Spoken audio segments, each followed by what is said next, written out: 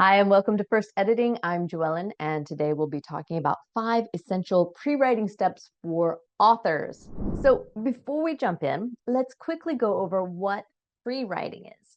Pre-writing is the stage before writing in the first draft. So it's when you brainstorm where your story could go. You outline your plot and you do the necessary research.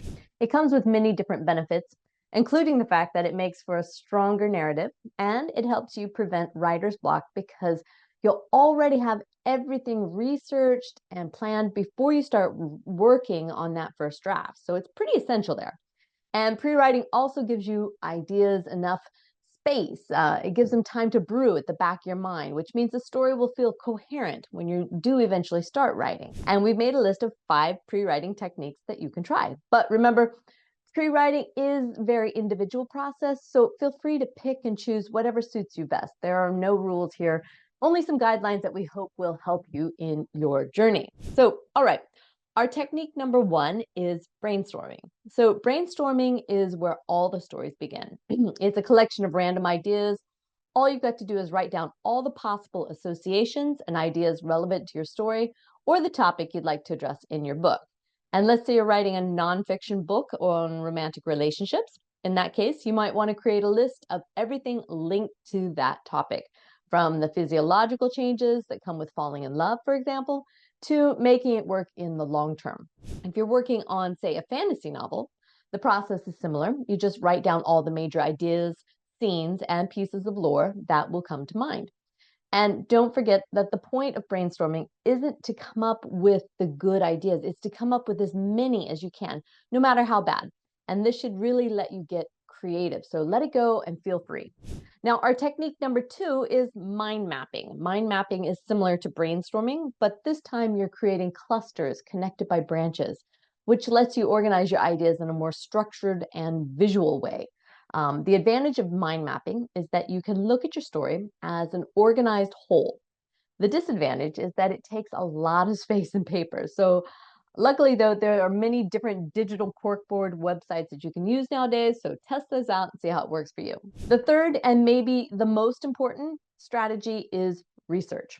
If you're writing a nonfiction book, you've got to find valid and reputable resources to base your ideas on. And if you're working on a fiction novel, you'll need to research your genre and the specific themes linked to your story. So our main piece of advice here is to try to turn your research into an active process and help yourself remember as much information as possible along the way.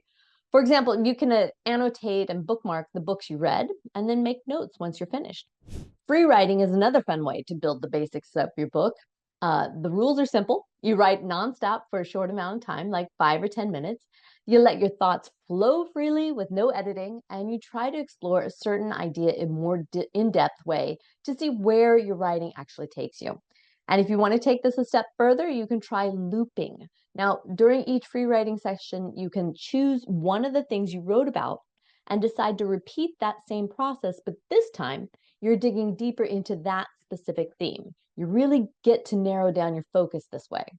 And free writing also allows you to write random scenes or chapters from your book so you can get a better sense of the chemistry between your characters and your narrative voice.